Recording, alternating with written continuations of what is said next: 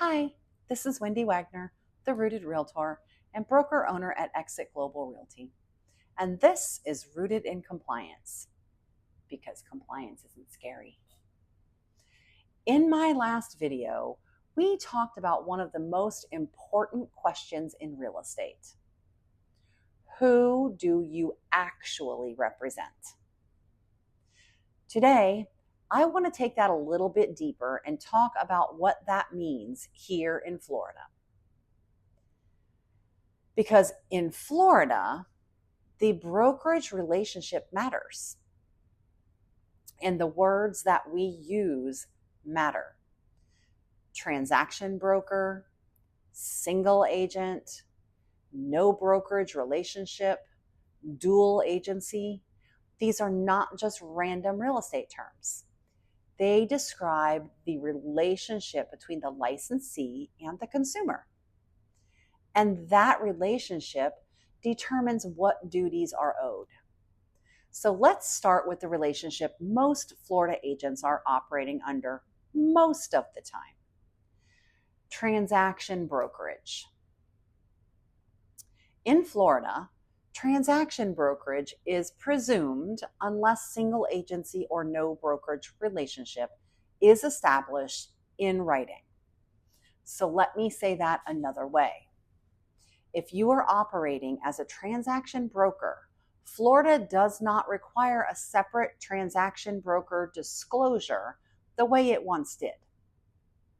The important disclosure issue comes up when you are not operating as a transaction broker.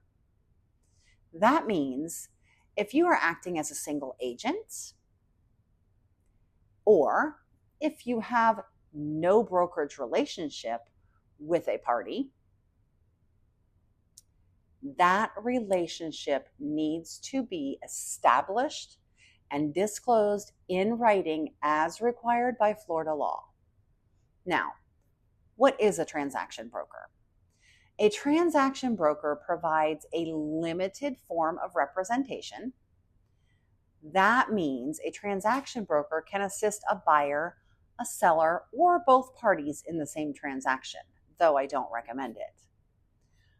But here is the key. A transaction broker does not represent either party as a fiduciary or single agent. And that is where agents can get themselves into trouble. Because transaction brokerage is not the same as single agency. And transaction brokerage is not dual agency. Florida does not allow dual agency. A dual agent would be someone attempting to represent both the buyer and the seller as a fiduciary in the same transaction. Again, that is not allowed here in Florida. So, when a Florida licensee is assisting both sides of a transaction, that does not automatically mean that dual agency has been established. Most commonly, that would be handled as a transaction brokerage. But you need to understand what that actually means. A transaction broker still owes duties. This is not a free-for-all. A transaction broker must deal honestly and fairly. They must account for all funds. They must use skill, care, and diligence in the transaction. They must present all offers and counter-offers in a timely manner, unless a party has directed them otherwise in writing. They must disclose all known facts that would materially affect the value of residential property and are not readily observable to the buyer. And they must provide limited confidentiality unless that confidentiality is waived in writing.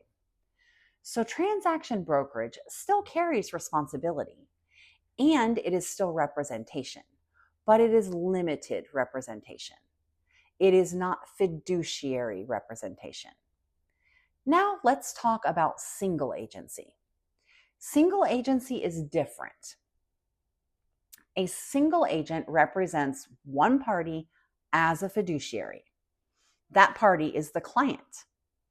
And that relationship includes duties such as loyalty, confidentiality, obedience, and full disclosure. That is a higher level of representation. So if you are acting as a single agent, you need to understand the duties that come with that role. And you need to make sure that the relationship has been established properly. In Florida, if you are going to operate as a single agent, that disclosure must be made in writing. It must be made before or at the time of entering into a listing agreement or representation agreement, or before showing property, whichever occurs first. So, this is not something that we explain halfway through the transaction. It needs to be addressed early, before expectations are created, before advice is given in a way that could confuse the consumer, and before the consumer believes that they have a type of representation that has not actually been established. Now, here is where this becomes really important. What happens if an agent starts as a single agent, but later needs to assist both sides of the transaction? For example, maybe the agent is acting as a single agent for the seller, and then an unrepresented buyer wants to work directly with that same agent. That agent cannot become a fiduciary to both parties. That would be dual agency, and dual agency is prohibited in Florida.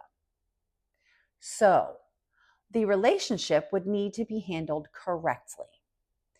A single agent may transition to transaction broker, but the principal, the client, must give written consent before that change happens. That written consent matters. Why? Because the consumer is giving up the right to undivided loyalty from that licensee. This is not a small thing. That is why the transition needs to be explained clearly and documented properly. Florida has provided us with the disclosures to do this. You cannot just quietly switch roles.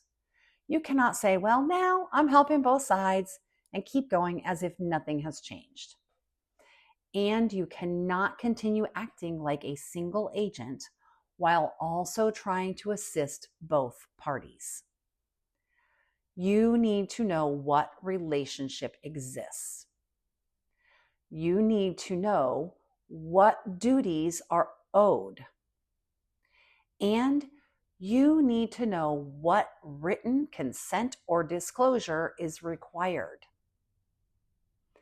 Now, can a relationship move from transaction broker to single agent? Potentially, yes. But again, it needs to be done correctly.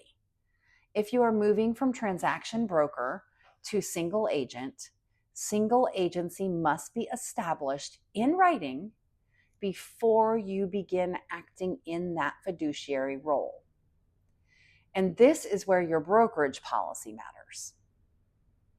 Because even if Florida law allows a certain brokerage relationship, your broker may have specific rules about what your brokerage permits.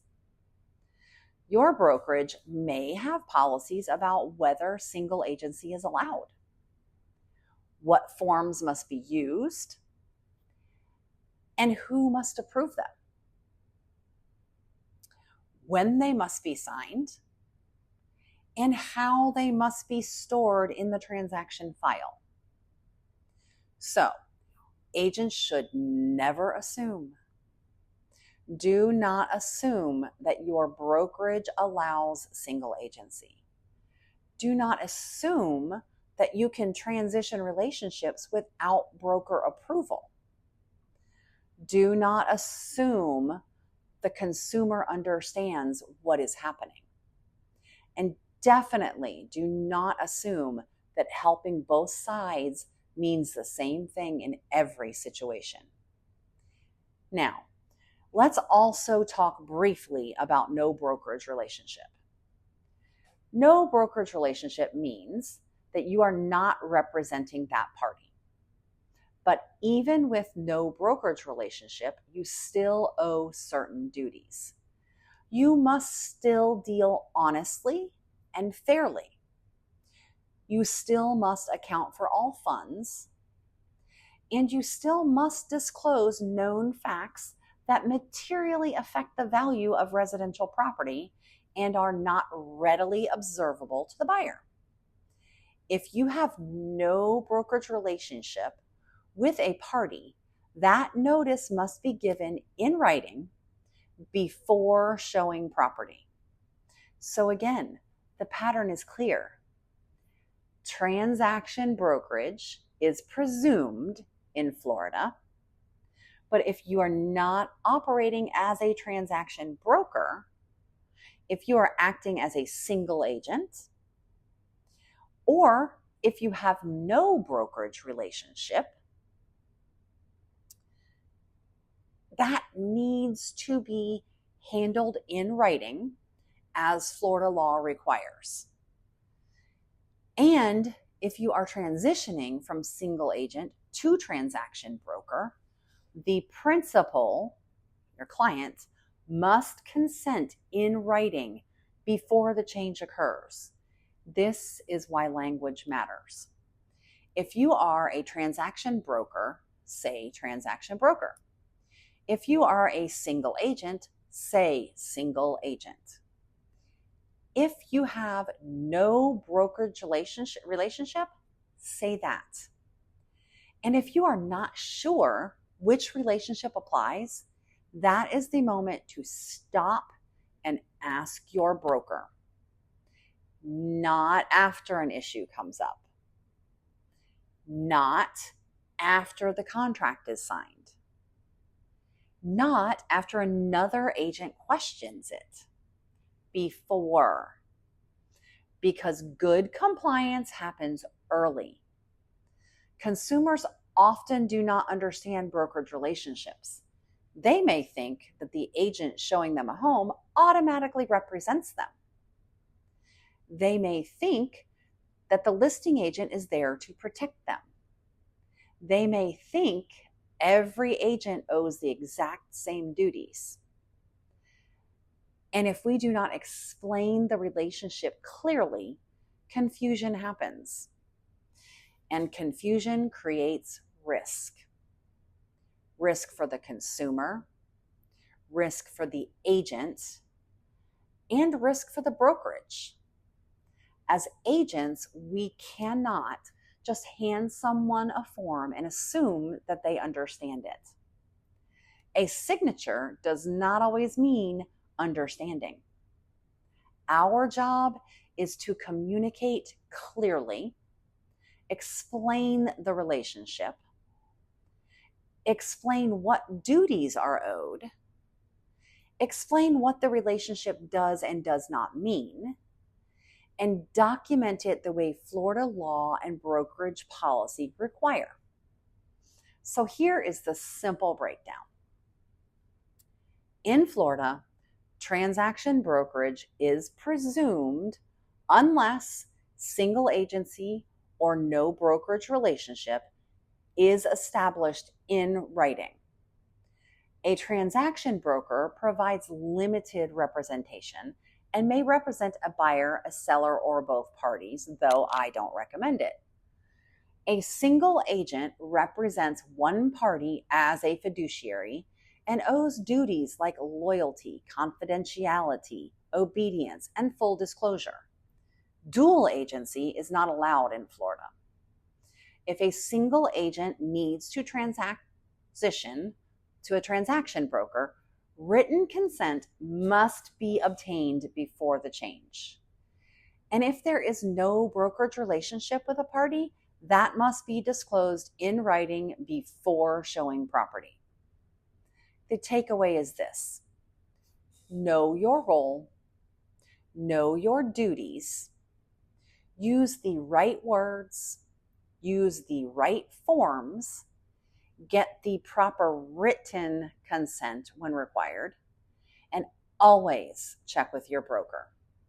This video is for educational purposes only and is not legal advice. Florida law, federal law, forms, brokerage policies, and the specific facts of each transaction all matter. So before making decisions in a transaction, always check with your broker, your brokerage procedures, and when appropriate, legal counsel. Compliance is not making real estate scary. It's about creating clarity, and clarity protects everyone.